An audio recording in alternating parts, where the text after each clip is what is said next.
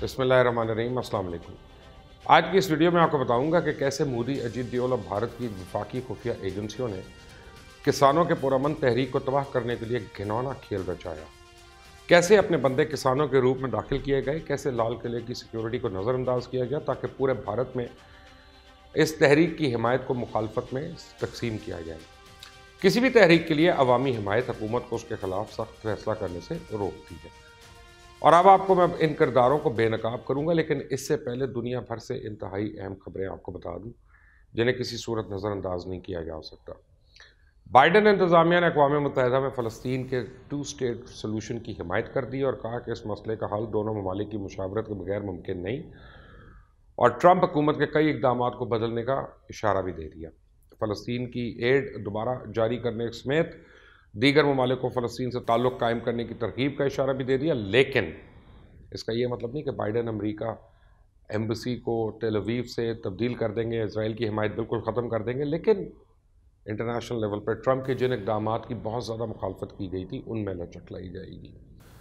Israeli defence forces के chief of staff अवी फोहावी ने बड़ा ऐलान करते कहा कि उन्होंने इसराइली फोर्सेस को ईरान का न्यूक्लियर प्रोग्राम तबाह करने के लिए ऑपरेशनल प्लान्स और स्ट्राइक के लिए नए मंसूबे बनाने का हुक्म दे दिया। और इसके साथ ही अमेरिका को भी तंबीह की कि वो ईरान के साथ 2015 के मुआहदे को बहाल करने या इसे मामूली तब्दीली के साथ इसे दोबारा कायम करने से बाज रहे, वरना इसके तबाह को नताइज निकलेंगे और उसकी कभी इजाज़त नहीं होगी।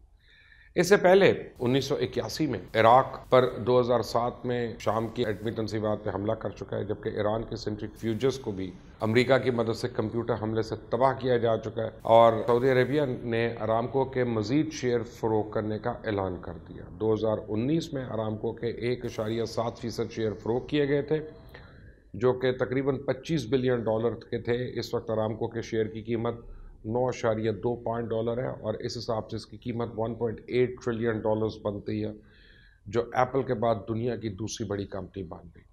सऊदी अरेबिया की जीडीपी का 45% इस तेल की मसनूआत से पूरा होता है, जिसे मोहम्मद बिन सलमान न्योम सिटी जैसे मंसूबे शुरू करके 65% पर ले जाना चाहते हैं। मोहम्मद बिन सलमान ने नई बाइडन इंतजामिया के मुतवक्के प्रेशर को रोकने के लिए भी तैयारी शुरू कर दी और कतर से ताल्लुकात की बहाली के बाद अब सऊदी अरेबिया ने टर्की के साथ भी ताल्लुकात बहाल करना शुरू कर दिए, ताकि बाइडन की तरफ से सऊदी हुक्मरानों पे हमले के बाद उसे मज़ीद दुश्मनों का सामना ना करना पड़े और स्वार्थी सतह पे कम से कम मुश्किलात उसके सामने हों। फ्रेंच प्रेसिडेंट ने इमैनुअल मैक्रोन के पेश किए गए बिल, जिसका नाम उन्होंने कॉम्बैक्टिंग सेपरेटिस्ट इस्लाम रखा था, उसका नाम तब्दील करके उसे राइज करने का मंसूबा तैयार कर लिया गया और इसका नया नाम principles for promoting respect for the values of the Republic रखा गया, ताकि इस तासुर को ख़त्म किया जाए कि ये किसी एक मज़हब के ख़िलाफ़ है, लेकिन उसमें मौजूद तमाम एंटी मुस्लिम चीज़ों को राइज किया जा रहा है। आप जुल्म की इंतहा देखें, मरीज़ अपनी जिन्स को मद्देनज़र रखते हुए मेल और फीमेल डॉक्टर का इंतखाब नहीं कर सकता, अपने बच्चों को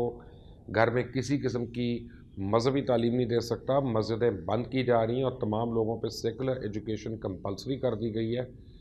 और इसका मकसद फ्रांस में किसी भी किस्म की अलहदगी पसंद तहरीक के जन्म को करार दिया जा रहा है। अब बात करते हैं कि कैसे मोदी ने किसानों की जीती हुई बाजी पलटने की कोशिश की।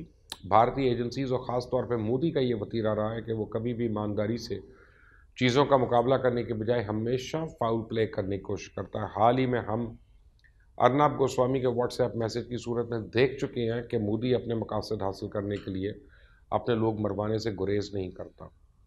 किसान रहनुमाओं ने इल्ज़ाम लगाया है कि मजा बेस्ड किसान मजदूर संघर्ष कमेटी और भारतीय पंजाबी अदाकार दीप सिंधु ने मोदी हुकूमत और खुफिया एजेंसियों के साथ मिलकर किया। इस प्लान की मनसूबाबंदी पीर की शाम को कर ली गई थी और इस मनसूबे में ये शामिल था कि कैसे गैंगस्टर टर्न सोशल वर्कर किसान रैलियों का स्टेज कंट्रोल करेंगे और फिर हजूम को अपनी मर्जी से जोश करवाने वाले नारों की मदद से गुमराह करके इस मनसूबे को अमली जामा पहुँचाएंगे। और यही हुआ कि उन्होंने स्टेज संभालती पहले से तयशुदा रूट और टाइम पर सवालिया निशान उठा दिया और उनमें कई ने लाल किला जाने का ऐलान कर दिया और इसके साथ साथ उसे मजहबी रंग देने का मंसूबा भी खुफिया एजेंसीज की तरफ से बनाया गया। दीप सिद्धू की लाल किले पे फुटेज भी सामने आ चुकी है, जबकि मोदी के साथ भी इसकी तस्वीरें मौजूद हैं। अब दीप सिद्धू के साथ लाका सिधाना जैसे लोग भी किसान लीडर के रूप में हैं, जो इससे पहले बदमाशी के लिए मशहूर हैं। जिस तरह पुलिस पर हमले किए जा रहे थे वो भी किसी आम आदमी का तो काम नहीं था। मज़े की बात है, ये दोनों सिंगू बॉर्डर की तरफ से लाल किले की जानिब आए और इसी तरह से खालिस्तान और दीगर मजहबी नारे लगना शुरू हुए। अब इस हजूम ने रूट तब्दील किया और यहीं से लाल किले पर हमला करने का मनसूबा सामने आया और दीप सिद्धू वहीं पर जर्नैल सिंह भिंदरवाला के अकवाल लोगों को सुना रहा था और वहीं ये बातें आम चल रही थी कि सिखों के बुजुर्गों ने लाल किला इससे पहले भी 19 दफ़ा फतह किया है। दीप सिद्धू ने मजहबी झंडा उठाया हुआ था और इसका ताल्लुक भी भारतीय जनता पार्टी से है और ये इसके टिकट पर इलेक्शन भी लड़ चुका है और लाल किले पे सिखों का मजहबी झंडा लहराने का प्लान भी मोदी का ही था।